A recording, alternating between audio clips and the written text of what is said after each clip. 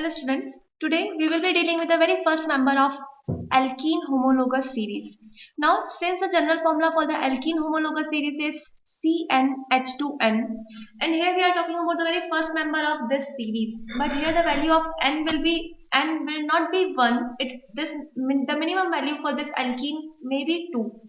Since for being alkene there should be a carbon-carbon double bond, and two and for the presence of carbon-carbon double bond there should be the minimum number of carbon atoms as 2.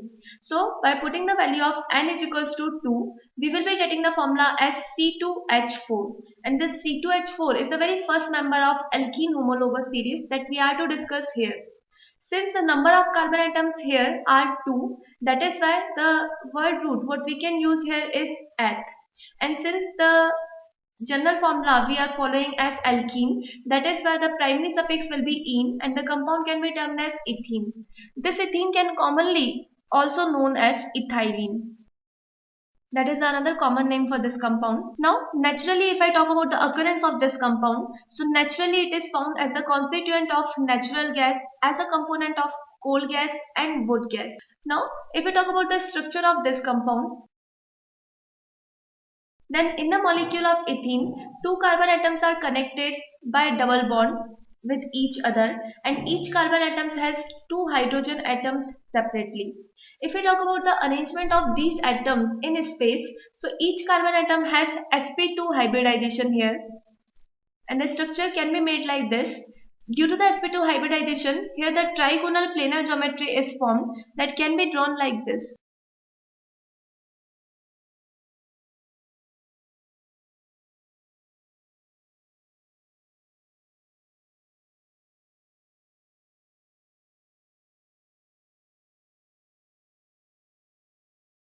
Now here these are the different sp2 hybridized orbitals of each carbon atom, and now here each carbon atom has two hydrogen atoms. So these two hybridized atom goes for the sp2 overlapping here, that can be shown like this. That is the s orbital of first hydrogen atom.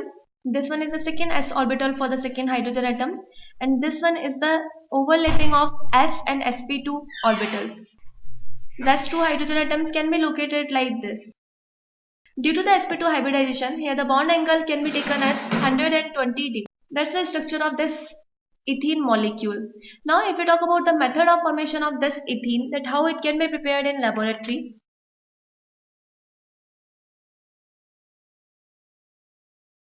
Then the very first method is, in the laboratory, it is prepared by the dehydration of molecule of alcohol.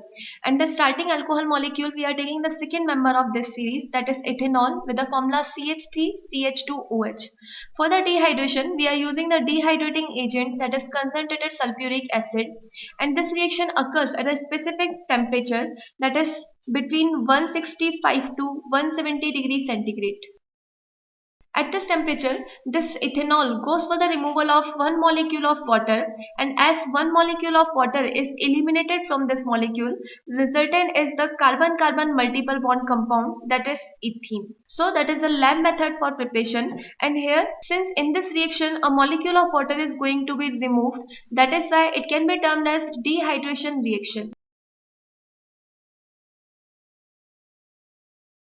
The next method of formation for this ethene is, it can also be prepared by the dehydrohalogenation of alkyl halide.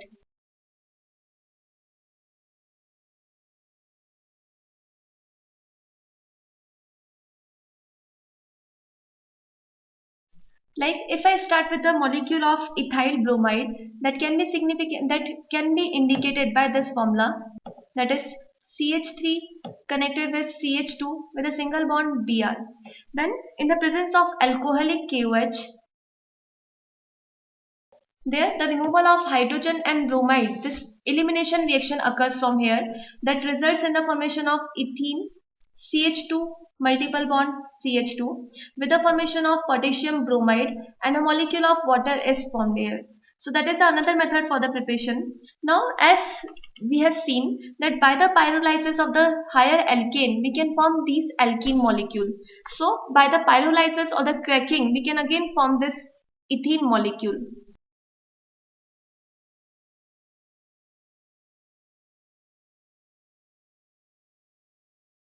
Like here the alkane molecule what we are using here is hexane with the formula CH3 with CH2 whole 4 and another terminal CH3 group is here. When we heat this to a very high temperature, the process of pyrolysis or cracking occurs that results in the formation of two carbon atom containing molecule of ethene with the formula CH3 CH2 CH2 double bond CH2 and the formation of butane occurs. Now, this alkene, since it's the alkene, so this can also be prepared by the controlled hydrogenation of alkyne.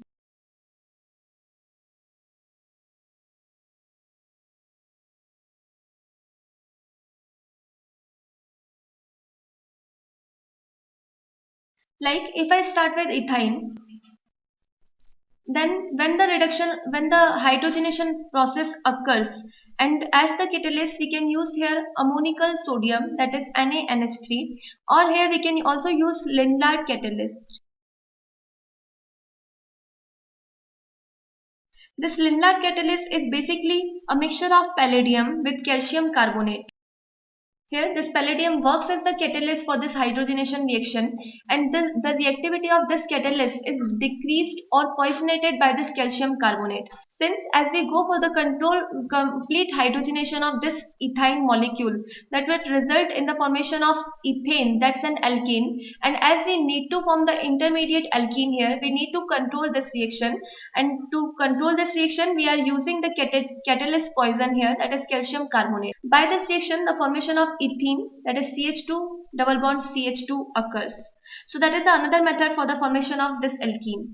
Now we will be talking about the physical and the chemical properties of this compound. The very first, we will be dealing with the physical properties of this ethene.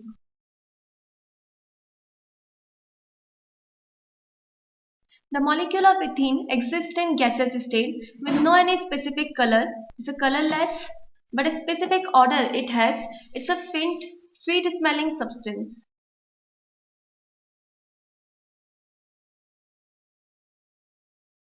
Now, if I talk about the solubility of this ethene molecule in the universal solvent water, so basically it's partially soluble in water, but it can be easily dissolved in another organic solvents like acetone, benzene or alcohol.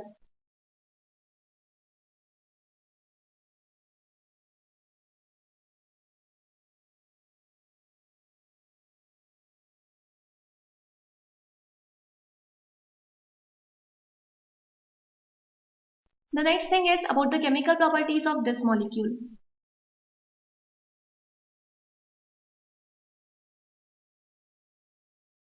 The very first chemical property is we will be talking about the specific or the characteristic reaction of these alkenes, that is addition reaction.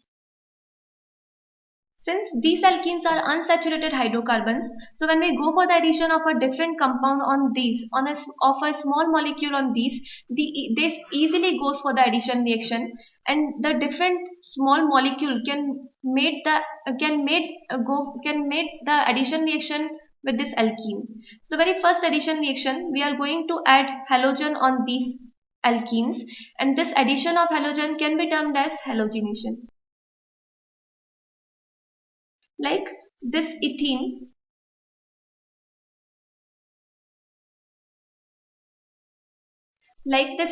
when goes for the addition with this halogen chlorine, this reaction occurs in the presence of a inert or non-polar solvent, that is carbon tetrachloride CCl4 we are using here.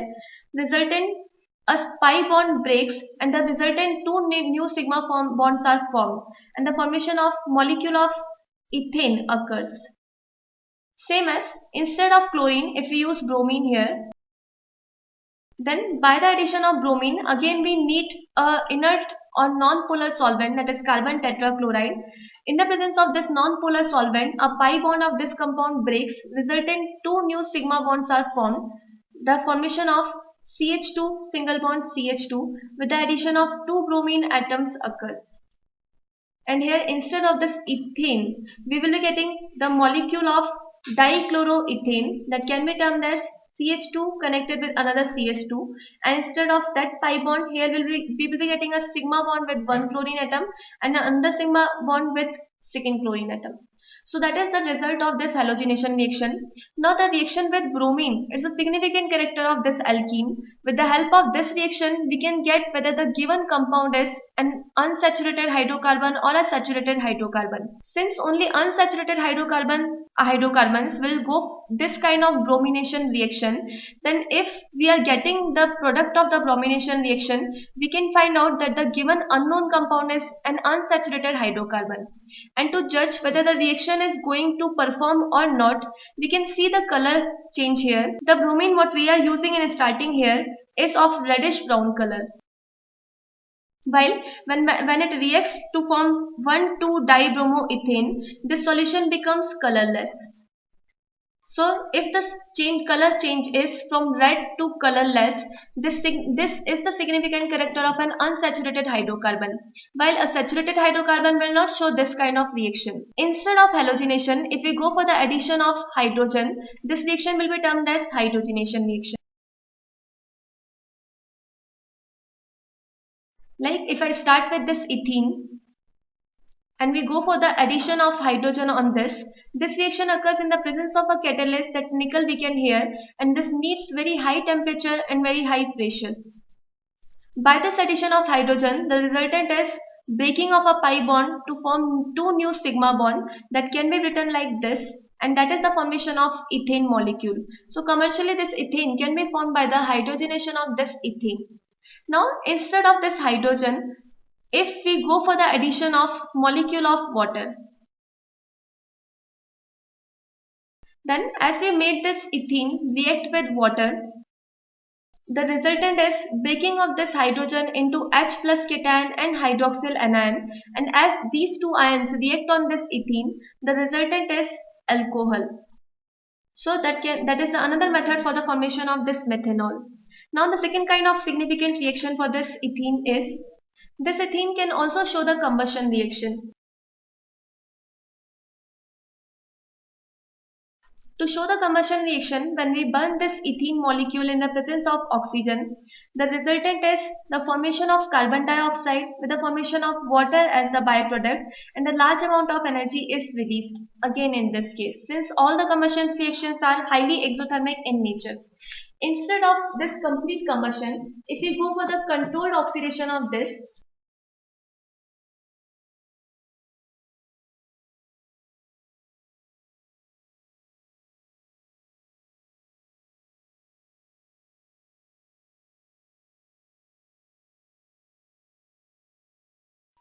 when this ethene made to react with oxygen under the controlled condition in the presence of silver catalyst, and the temperature we take around 525 Kelvin,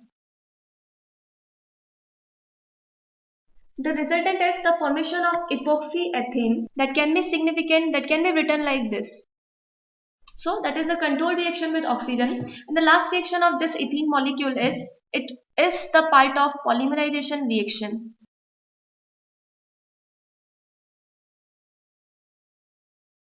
As we start with n number of ethene molecules as monomer, by the polymerization of these that occurs at the high temperature and high pressure, the resultant is polymer of this ethene that can be shown by this kind of symbol, and this polymer of ethene commercially known as polythene.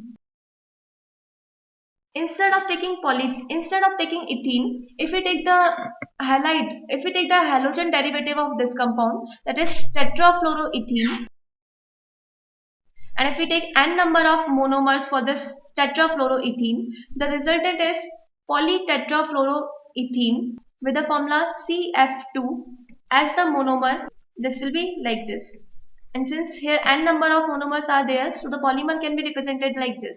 The name of this compound will be polytetrafluoroethene. This polytetrafluoroethene, the abbreviation we can use for this compound is PTFE, and this polytetrafluoroethene has a high commercial use since the non-stick cookwares are made by using this compound. So that is about the chemical properties of this ethene molecule.